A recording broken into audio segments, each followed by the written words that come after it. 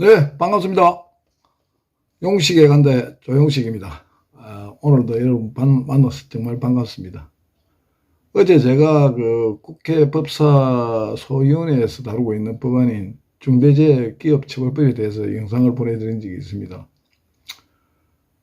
지난 12월 임시국회 최저쟁점 법안으로 떠오른 중대재해기업처벌법의 당초 법안의 처벌 수위는 소상공인들이 운영하는 시설을 이용하는 사람이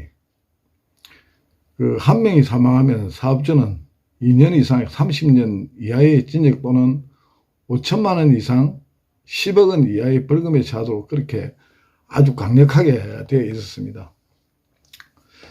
이에 국회 법사위원회는 어제 오후 2시부터 밤 11시까지 장장 9시간 동안의 마라톤 회의 끝에 사망사고 시에 사업주의 경영 책임자에 대해서는 1년 이상의 징역 또는 10억 원 이하의 벌금으로, 그리고 법인은 50억 이하의 벌금과 부상이나 질병 시 10억 원 이하의 벌금을 적용하기로 그렇게 결정했답니다.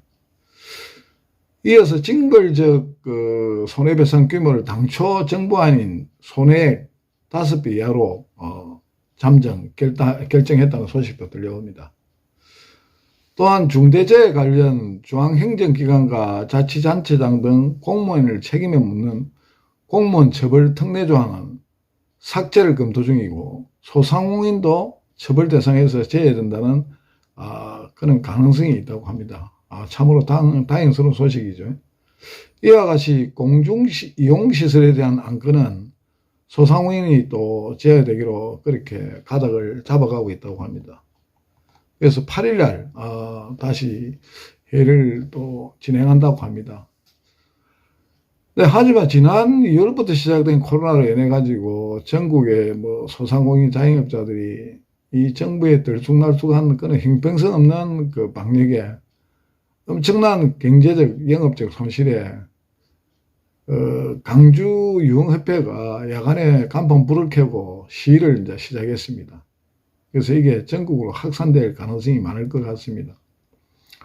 또한 대구에서 엊그제 이제 발생하는 그 헬스클럽 대표의 안타까운 죽음에 이어서 헬스클럽 대표자들이 모여서 그 여의도 민주당사 앞에서 창사를 만들고 이래가지고 퍼포먼스 시위를 지금 벌이고 있습니다. 결국은 생존권 투쟁을 하고 있는 중이죠. 또한 제한만 있고 보상이 없는 코로나 영업 제한 조치에 항의하기 위해서 중소상인 시민사회단체가 같이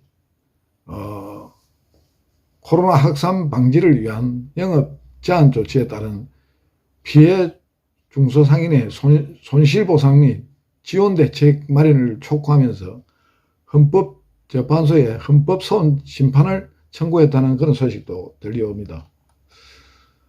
이 단체는 2019년 대비 매출이 반토막이 난 상태이고 강화된 영업 제한으로 12월에도 30분의 1토막이 매출이라고 했습니다. 그냥 거의 장사가 안 되는 거죠. 문을 닫았으니까.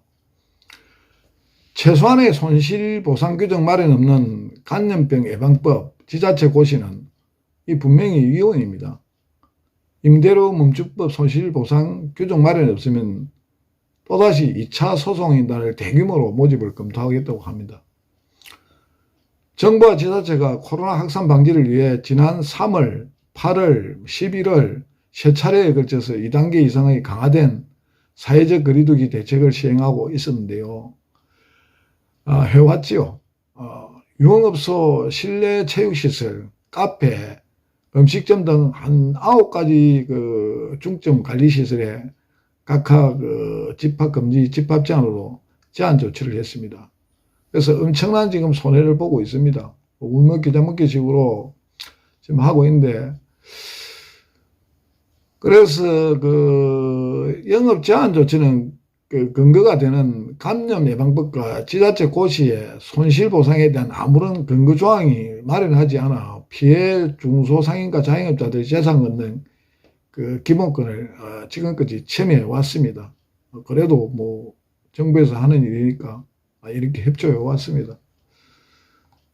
특히 코로나 3차 대유행이 본격화된 지난 12월에는 수도권 2.5단계 거리두기 대책과 연말 연시 2.5단계 플러스 알파 단계 대책이 이어지면서 연말 대목을 이리 망치고 존폐의 위기에 처해 있습니다. 사실은 우리 상인들은 참 연말하고 이럴 때 1년벌이가 묵고 산대도 가능이 아닌데 실질적으로 연말에 장사 뭐 하면 몇 달을 또 봄 되면 농번기 있고 여러 가지 애로사항이 많습니다. 학회관 또 해야 되고 여러 가지 가정적으로 가정에 쓰이는 이런 가정경제의 예산도 많이 있어야 되는데 불구하고 전부 다 애롭게 되다 보니까 누가 돈을 쓰겠습니까? 그때는 돈을 잘 안 씁니다. 저도 장사를 오래 해봐서 잘 알고 있습니다.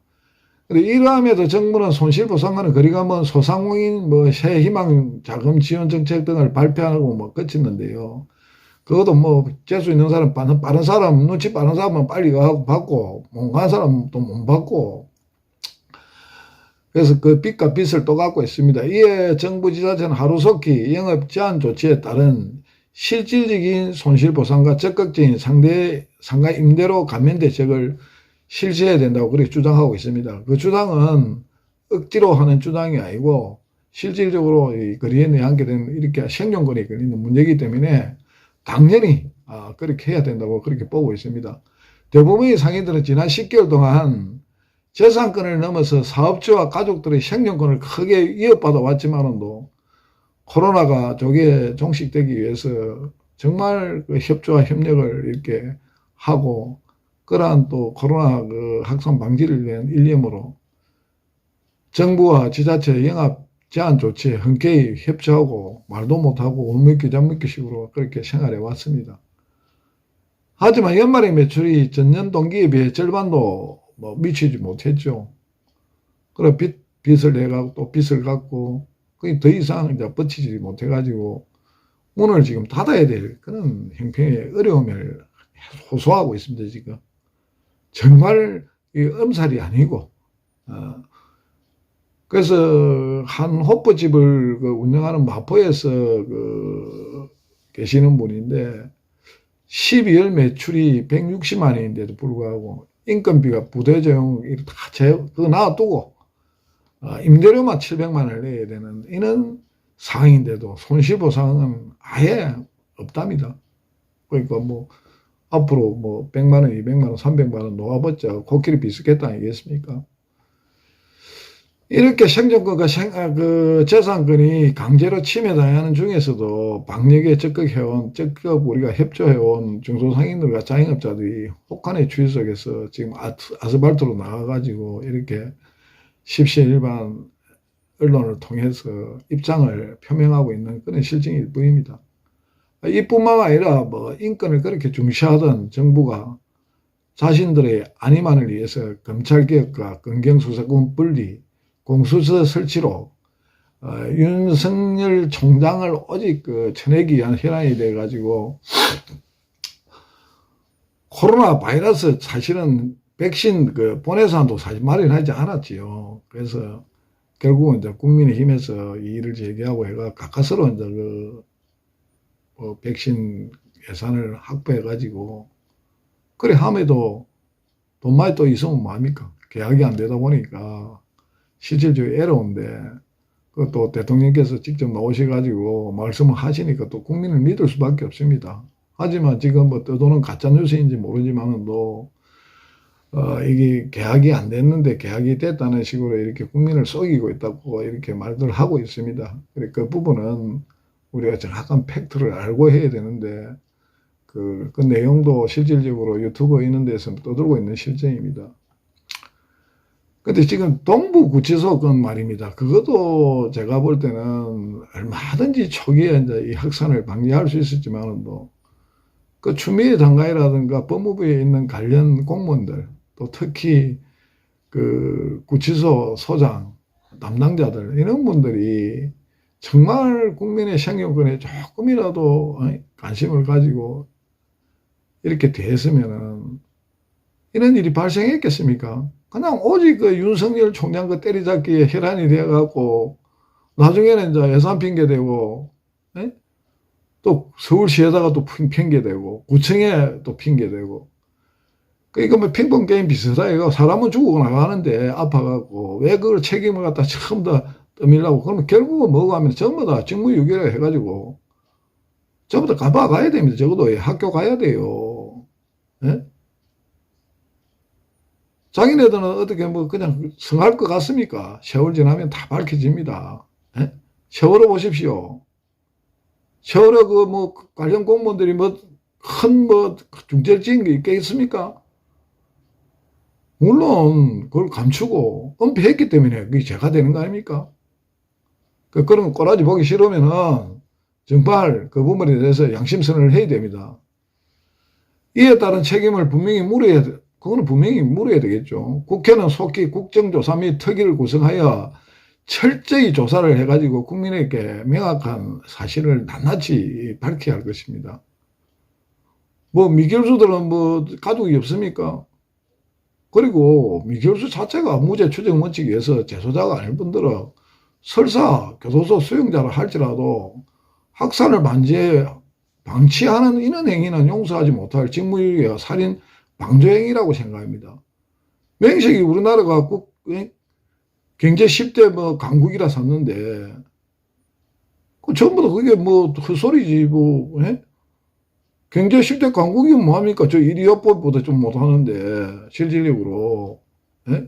저 캄보디아나 뭐 저런 데보다 못하는 진업 상황 아닙니까? 백신도 못 구하고 세계 70 몇 개국 72개국 안에 들어가는 그런 지금 나라로 전략한 거 아닙니까 지금? 이에 대해서 문재인 대통령께서는 지난해 자신의 그 지난 그 소신과 같이 미결수는 무죄 추정 원칙에 따라서 인권을 자꾸 보호해야 하고 그렇게 말씀을 하시고 글로 썼는데 그렇게 표명을 했다 아닙니까? 인권 변호사 할 때는 그 교도소 수용자 역시 실형을 받았다 하더라도 실질적으로 인권 보호에 대한 책임과 업무를 다하기 위해서 분명히 철저한 조사를 하고 지시해갖고 명확한 입장 발표를 하고 책임을 묻고 또 대통령께서도 책임이 있으면 사과를 하든 또 나중에 또 그 부분에 대해서 응당한 조치를 취해야 안 되겠습니까? 동부교도소 확진에 대해서 한 시민은 자신의 페이스북을 통해 가지고 공정과 평등과 정의를 내세워갖고 인권을 그렇게 입에 침이 마르도록 주장한 자가 누구입니까? 라면서 그 잘난 인권 변호사는 도대체 누굽니까? 라고 물었습니다. 그 답은 바로 정치를 하기 위한 수순의 술수에 지나지 않는 인권 변호사들의 지금 모습, 참모습입니다. 이게 여성단체들도 마찬가지고요. 그 여성단체들이 여성의 인권을 보호해야 함에도 불구하고, 예? 그 남인수인가 그 여자 있다 아닙니까? 그 사람 아니죠. 전부 다 윤명이고 뭐시고. 예? 위안부 할매들 이용해갖고 돈 받아갖고 지금 국회의원까지 됐다 아닙니까? 결국 할매 팔아갖고 국회의원 되고, 여성 인권 팔아갖고 국회의원 되고, 성매매 사고 뭐 이런 데 나서갖고 그 지랄을 할 때는 언제고, 그 자기 주위에 있는 사람이 그런 일이 있다 해서 그걸 갖다 정보를 제공하고, 또 그분이 또, 목숨을 끊고, 그런, 내가 볼 때는 방조, 공범입니다, 공범. 그래서 뭐 이렇게 쓸모없는 인권 변호사 자격을 모두 박탈한다고, 그렇게 박탈해야 된다고, 그렇게도 지적했습니다. 그리고 말로만 사과를 한다고 있던 일이 해결되고 뭐 잊어지는 것도 아니라고 그렇게 또 지적을 했네요. 재소자 인권과 안전관리와 인적 관리와 안전관리를 소홀히 하고 보호해야 할 의무를 저버린 구치소 교정 책임자와 인권을 보호하지 않는 용서받지 못할 도의적 법적 책임을 법무부 수장인 추미애 장관이 반드시 책임을 물어야 한다고 했습니다. 그리고 그 부분에 대해서 책임에 따른 법정에 세워야 된다고 그렇게도 말을 했습니다. 당사자들은 코로나가 창궐하는 그런 교도소서 또 구치소에서 저것들도 생활을 해봐야 아이고 이게 아니구나. 우리가 왜 이렇게 소홀히 했던가 하는 게 후회할 수 있을 겁니다. 그래서 고통을 몸소 체험하도록 해야만이 그것도 하나의 정의 아니겠습니까? 나쁜 일 하면 처벌하는 게 그게 정의 아닙니까? 바로 검찰개혁을 왜 합니까? 검찰개혁을 왜 합니까? 살아있는 권력을 보호하기 위해서 합니까? 애빼간 사람들 코로나서 다 뒤지기로 만드는 그게 정의입니까? 그리고 야당은 추미애 장관을 직무유기로 즉시 고발하고 동시에 문재인 대통령과 국무위원들은 그동안 무엇을 했는지 따져 묻고 그에 대한 응당한 조치를 취해야 될 것이라고 생각합니다. 정말 묻고 싶습니다. 태서형, 세상이 왜 이래 역같아? 정말 더럽고 추진지 모르겠어요. 얄팍한 권력으로 가지고 국민의 인권을 농락하는 그런 사람들이 있는 동안은 우리 대한민국의 법치가 바로 설 수가 없어요. 제발 좀 자중하고 학교 가시기 바랍니다. 오늘은 여기까지. 좋아요, 구독 제게 힘이 되겠습니다. 간에 두루 평안하시고 옥체 보존하시길 바랍니다. 오늘은 좀 열이 조금 나네요. 예, 감사합니다. 굿나잇.